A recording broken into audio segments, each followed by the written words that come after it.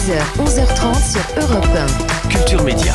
Thomas Hill. Et on démarre évidemment cette émission avec le journal des médias de Julien Pichenet. Et d'abord, les audiences. Il y avait hier soir le premier épisode de la 20e saison de L'Amour est dans le pré. Ça, c'est important pour M6. Et le premier gros match de la saison, parce que s'il y avait L'Amour est dans le pré sur M6, il y avait aussi la nouvelle série TF1 Rien ne t'efface avec Gwendoline Amon qui a gagné seulement 45 000 téléspectateurs d'écart entre les deux programmes. C'est rien du tout. En faveur de TF1 qui est devant d'une très courte tête avec 3 664 000.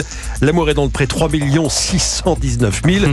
Mais sur les cibles, les jeunes, les ménagères, etc., c'est Karine Le Marchand qui est arrivée en tête avec le lancement de cette 20e saison. J'ai regardé l'audience de Nouveau Jour, vous savez, le feuilleton d'M6 qui a été déplacé de 20h30 à 13h30. Et ça marchait pas très bien à 20h30. Avec Elena Nogara, oui, on était aux alentours des 800-900 000. Là, 425 000 hier, donc on a encore perdu des téléspectateurs. Il faut dire que c'est en face de Plus belle la vie sur TF1. Sinon, c'était aussi la première de Bruno Guillon dans Tout le monde a son mot à dire sur France 2.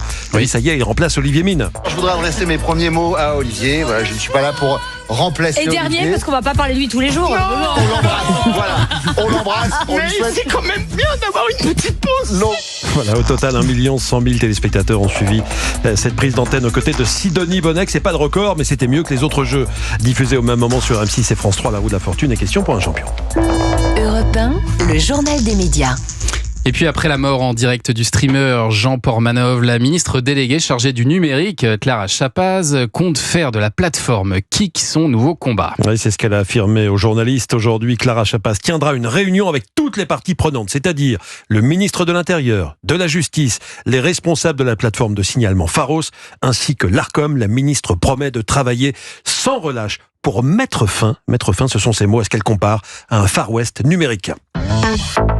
Et puis hier, c'était la rentrée et du côté du groupe TF1, il y a eu des petits couacs pendant les matinales. Non, ça arrive, un retour de vacances, tout n'est pas encore au point. Un incident technique a perturbé la matinale de Jean-Baptiste Boursier sur LCI. Un autre incident technique a perturbé celle de TF1 Bonjour, présenté par Bruce Toussaint.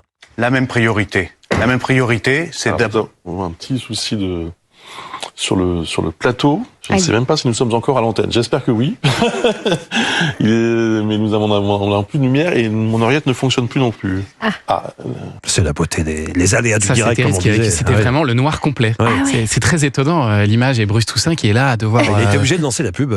Bruce Toussaint, il ne pouvait rien faire d'autre. Sur X, Bruce Toussaint a signalé ce problème, précisant qu'il était impossible de reprendre en direct Bonjour pour le moment. Au bout d'un quart d'heure, tout est rentré dans l'ordre. La chaîne a précisé à nos confrères de Télé Loisirs que c'était dû à un problème d'alimentation électrique. On peut rien faire contre ça. C'est quand même très très rare ce genre de truc. C'est étonnant que toutes les lumières tombent comme ça. D'habitude, il y a des secours. C'est fou. Cette année, dans le journal des médias, on a décidé d'aller plus souvent à votre rencontre pour avoir un petit peu votre avis sur la télé et les médias. Oui, en plus, il y aura pas mal de nouveautés et de changements en cette rentrée, à commencer par Léa Salamé, qui a quitté la matinale de France Inter pour succéder à Anne-Sophie Lapix aux commandes du JT de 20h de France 2. C'est lundi prochain, 1er septembre, qu'elle présentera son premier journal. Qu'est-ce que vous en pensez ? On est allé vous poser la question.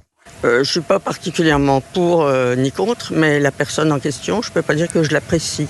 Elle est toujours en train je trouve qu'elle est très maniérée. Je pense qu'il faut du changement, donc a priori elle en est fort capable, et puis si elle avait envie, pourquoi pas. Il ne faut pas oublier qu'elle est en relation active avec son mari Raphaël Glucksmann, qui est engagé politiquement plutôt à gauche. On se demande si juste elle va être neutre, si elle va représenter la vie neutre qui est censée être un journaliste. Elle est habituée à la radio, donc, et puis à la télévision, donc ça ne doit pas poser de problème. Elle est à l'aise. Par curiosité, je regarderai son premier JT. Voilà, on rappelle la relation active entre Léa Salamé et Raphaël Glucksmann, fondateur et président du parti de gauche Place Publique. Les avis sont mitigés, donc on a entendu, les enjeux sont grands pour France 2, d'autant plus que l'écart d'audience s'est creusé entre les JT de France 2 et ceux de TF1. Je vous donne un exemple, le 31 juillet 2025, le 20h de TF1 dépassait celui de France 2 de plus d'1 300 000 téléspectateurs. Et bien sûr, je demanderai dans un instant leur avis sur cette question à nos deux experts médias qui trépignent d'envie de me dire ce qu'ils pensent de l'arrivée de Léa Salamé au 20h. Ce sera dans un instant. Mais d'abord, on parle d'une série culte des années 50, signée Furax, qui revit en podcast. Ouais, c'est mon petit moment autopromo, hein. Je ne vais pas me gêner. Pour la toute première fois depuis 70 ans, nous vous proposons de réécouter en intégralité cette série qui avait tenu en haleine des millions d'auditeurs d'Europe 1. C'était à nos débuts, en 1956. Signée Furax, une série décapante, loufoque, signée Pierre Dac et Francis Blanche, qui narrait les exploits d'un génie du mal appelé Edmond Furax. Il est là le moment de conter à nouveau au monde incrédule les hallucinants faits et gestes du plus grand aventurier de notre temps. Celui dont le nom fait encore trembler les lèvres de ceux qui l'ont approché. Furax. Furax. Furax. Ah ouais, il y a de la production, en 56, il y avait une trentaine d'acteurs, des grandes voix qui avaient participé à cette série. Vous pourrez réécouter la saison 1 de Signé Furax en podcast. Chaque jour, un épisode sera posté à 13h10 sur le site et l'appli Europe 1 dans notre nouvelle collection de podcasts de nos séries cultes. Pourquoi 13h10 ? Parce que c'était à 13h10 qu'était diffusé Signé Furax à l'époque. À ce sujet, écoutez l'anecdote que m'a raconté Jacques Pessis, légataire universel de Pierre Dac et garant de sa mémoire. Et Signé Furax était tellement célèbre qu'un matin de 1957, Guy Mollet, qui est président du Conseil, donc Premier ministre à l'époque, en pleine Assemblée nationale, dit « Messieurs, je vous quitte, je vais écouter Furax ». Et à l'heure de Signé Furax, la France entière s'arrêtait. Moi-même, j'étais à l'école, je n'allais pas à l'école tant que l'épisode de Signé Furax n'était pas diffusé. Incroyable. Et il n'y avait personne dans les bureaux, entre 13h et 13h10, on écoutait Furax pour savoir comment ça allait se passer. Jacques Pessis au sujet de Signé Furax. C'est pareil avec Culture Média, il paraît que la France ne fait rien entre 10h et 11h. Rien.